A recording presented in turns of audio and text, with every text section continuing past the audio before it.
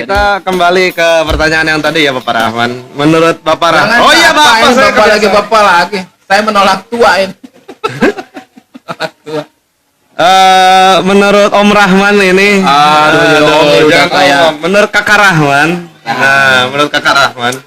agak-agak inilah. Menurut Kakak Rahman ini bagaimana menurut Anda situasi pasaran yang terjadi di pondok pesantren sedangkan kondisi sedang corona? Pasaran itu apa sih? Iya, mengaji intensif pada bulan suci Ramadan. Bahasa lain pasaran itu biasanya ya banyak di mana-mana gitu. Banyak di mana-mana dalam artian hari ini juga memang pesantren-pesantren semua rata-rata mengadakan pasaran yaitu pengajian itu tadi. Pengajian kitab kuning yang memang alhamdulillah hari ini walaupun bukan anak pesantren, hanya orang kampung biasa, kemudian di masjid ada seorang ustadz yang mau mengajari, dia menguasai beberapa kitab, lalu kemudian mengajak orang-orang kampung sekitarnya untuk mengaji kitab-kitab tertentu, yaitu kitab kuning tadi. Alhamdulillah itu berarti sudah ada pergeseran kemajuan, artinya kemajuan yang di masyarakat hari ini mereka mau mengaji kitab gitu ya, Iya. umum. Walaupun sebetulnya mereka tidak di pesantren gitu. Itu sudah kemajuan yang luar biasa. Apalagi yang namanya di pesantren itu, yang namanya pesantren pasaran itu sudah pasti ada gitu ya. Nah, itu memang sudah menjadi ketentuan di setiap pesantren kan, harus ada. Bukan harus sih, memang sudah kultur pesantren seperti itu. Setiap bulan puasa banyak kitab-kitab yang dikaji, terutama kitab-kitab yang memang biasanya ditargetkan 10-20 hari tamat kan gitu ya, itu disebut pasaran. Makanya kitab-kitabnya seperti ini. Saya tadi ngaji kitab Tafsir Yasin dikaji oleh anak-anak kelas 10 ya. Anak-anak kelas 10 ini hanya 20-30 halaman, cukuplah insya Allah, mudah-mudahan selesai di bulan puasa. Iya. Ya mungkin untuk masalah pengajian kan tidak terlalu ada masalah ya dengan kondisi di pesantren. Sekarang pun termasuk ke suasana Ramadan kedua kita pada masa pandemi ya. Oh iya betul. Iya, Ramadan kedua di masa pandemi. Menurut Anda perbedaannya dengan pandemi yang pertama dengan yang sekarang, Ramadan sekarang itu apa ya? Memang adanya pandemi ini khusus untuk pesantren Al-Abadiyah sendiri ada hikmah tersendiri sebetulnya. Salah satunya anak-anak lebih terkontrol untuk melaksanakan ibadah di bulan puasa Ramadan ini. Salah satunya di tarawih. Tarawih biasanya anak-anak santri di sini berpencar ke berbagai masjid yang ada di wilayah pesantren kan. Ada ke Al-Baqiyat, ada ke Al-Inayah, bahkan ke Ar-Rauf gitu. Itu dinilai dulu agak kurang efektif mereka ketika memang keluar terawihnya gitu di masjid luar. Kadang-kadang setelah terawih itu tidak pulang langsung ke Kobong, tidak pulang langsung ke pesantren, bahkan mereka ngelayap dulu kemana-mana kan, biasanya itu. Nah sekarang dengan adanya pandemi ini, salah satu hikmahnya itu mereka kita tampung di sini, kita punya aula yang cukup besar menampung santri ketika sholat tarawih, maka sholat tarawih dilaksanakan di dalam pesantren. Mereka lebih bisa terkendali lah, tidak kemana-mana. Itu salah satu hikmahnya yang bisa kita ambil di pesantren ini. Secara umum memang kita mungkin kalau pesantren sih tidak terlalu banyak ini ya, tidak terlalu banyak terpengaruh oleh pandemi ini, karena kita mengaji biasa kan. Disebutnya pesantren itu kan rumah besar, mereka orang-orang yang ada di dalam ini ya tidak jadi masalah berinteraksi satu sama lain, berkumpul dengan yang lainnya, karena kita memang disebut rumah besar. Yang namanya pandemi insya Allah terhindar dari pesantren lah. Beda dengan di sekolah. Kalau sekolah kan kita masih daring gitu ya, masih tetap menjaga protokol kesehatan, karena memang beda ininya, karena mereka datang dari berbagai rumah yang memang dari berbagai luar lah gitu, tidak satu tempat. Kalau kita di pesantren memang tetap gitu mengaji nanti, walaupun tetap kalau ngaji ke guru yang memang ada di luar pesantren, mereka tetap menggunakan masker gitu, dengan menjaga protokol kesehatan seperti itu. Pandemi seperti ini. Begitu. Iya. Tapi untuk mengenai suasana Ramadan di masa pandemi nih. Ya. Iya, kan dulu itu kalau misalnya Ramadan enak kan ngabuburit sore-sore kan. Ngabuburit. Kita jajan sore-sore mencari makanan dan lain-lain. Kalau di Ramadan tahun kemarin tuh yang awal pandemi kan bener-bener surut kan, nggak ada, sangat-sangat. Iya. Kita beradaptasi dengan keadaan atau situasi yang memang belum pernah sama sekali kita alami kan, maka kita juga cukup panik sebetulnya di awal itu. Kita dengan pengurus, dengan Bapak Kiai, kita cukup memikirkan bagaimana ini solusi yang terbaik yang diambil selama pandemi ini, bagaimana pengajiannya, bagaimana sekolah, karena kita juga mau tidak mau harus juga menyesuaikan dengan sekolah kan gitu. Kegiatan di pesantren ini kita memang sangat menyesuaikan dengan sekolah. Maka kemudian kita mengambil keputusan pada saat itu di awal Ramadan, anak santri semua dipulangkan.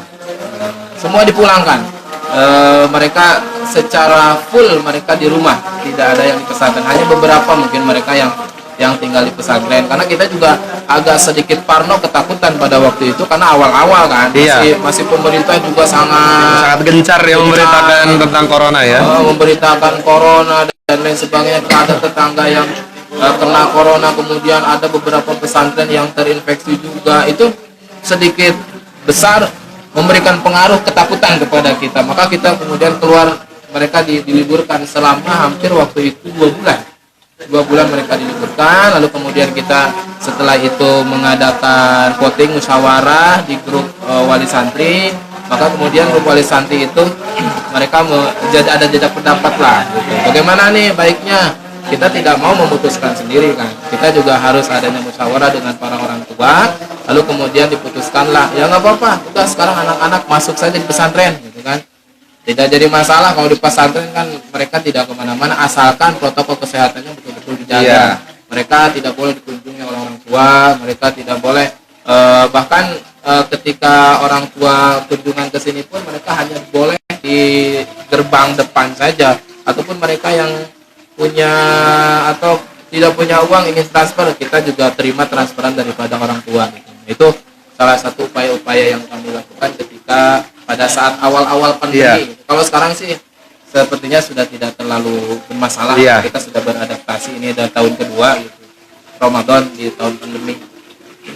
Dan sepertinya perbedaannya itu hampir 180 derajat ya dengan pandemi kemarin. Sangat-sangat. Ini mungkin jadi pelajaran juga bagi kita bahwa memang setiap keadaan itu kita sebagai orang-orang yang mungkin dalam semua keadaan, semua situasi pasti mengalami gitu kan. Dan mungkin ini menjadi salah satu hikmah ketika memang ada pandemi seperti ini, apa solusi yang harus disiapkan. Tapi juga kita juga kemudian menjadi sadar tentang kesehatan. Hari ini kemana-mana kita pakai masker, membawa hand sanitizer, bahkan kita seminimal mungkin tidak berkerumun di mana-mana. Insya Allah mudah-mudahan semua kita dilindungi oleh Allah Subhanahu Wa Taala agar menjadi orang-orang yang selalu sehat lah. Iya. Mungkin dari penonton Liga Al-Abadiyah ada yang ingin ditanyakan, saudara Rifki, tolong dilihat. Nanya naon ya putusannya. Halo. Ya, halo kepada seluruh penonton Liga Al-Abadiyah. Kita untuk konten podcast ini ada setiap hari dasar untuk live streamingnya. Ada yang canda-candaannya biasa lah. Ya, ada yang serius ya. Untuk yang serius bisa dilihat di podcast kita di Anchor Spotify Al-Abadiyah. Nanti juga ada di Al-Abadiyah TV. Al-Abadiyah TV tenang ada. Itu ya mungkin ketika memang kita dalam keadaan seperti ini, hikmah yang paling besar yang bisa kita ambil adalah yaitu tadi, untuk selalu sadar dalam kesehatan. Apalagi kan santri dikenal sebagai jorok lah gitu ya. Iya. Padahal kan an-nazafatu minal iman ya. An-nazafatu minal iman itu kan terngiang-ngiang di telinga kita ya. Iya, tapi suka pada jorok itu, entah kenapa itu. Tapi kenapa yang jorok itu di pesantren? Iya. Nah, tapi kan itu dinamika lah di pesantren, memang seperti itu keadaannya.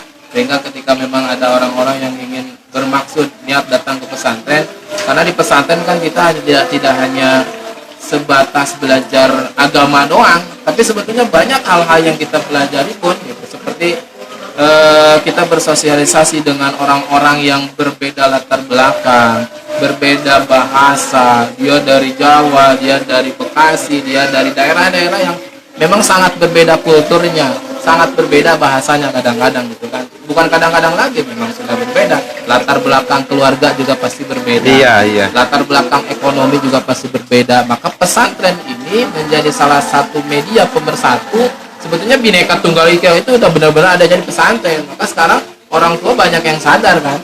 Orang tua banyak yang sadar hari ini rata-rata anak-anak ketika masuk SMP, ketika masuk SMA, mereka sudah sadar, udah sekarang mah pesantren. Karena di pesantren itu banyak yang dipelajari, ya kemandiriannya, sosialnya, budayanya, beradaptasi, beramilasi budaya dengan orang-orang yang ada di dalam satu kobong itu. Dalam satu kobong itu pasti berbeda-beda kan? Iya, karena nggak karakter manusia itu pasti berbeda antara satu yang lain. Iya. Tidak mesti sama. Di sini kan dulu Ang Padli ini juga pesantren di mana-mana kan? Iya. Pesantren itu pasti, apalagi yang namanya daerah-daerah Tasik ke sana dengan kultur yang memang sudah kental sebetulnya kesundaan, tetapi di sana juga kan orang-orang bukan hanya orang Sunda saja yang datang.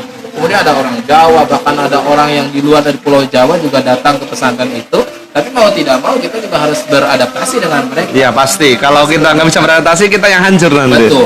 Nah, kita ketika kuliah kuliah kan, kalau kuliah itu bukan hanya orang Sunda, bukan hanya orang Jawa, bahkan ada orang luar negeri. Mungkin punya teman orang Malaysia, punya teman juga orang Thailand. Gitu. Oh iya. Mau tidak mau. Sawadikap langsung sawadikap.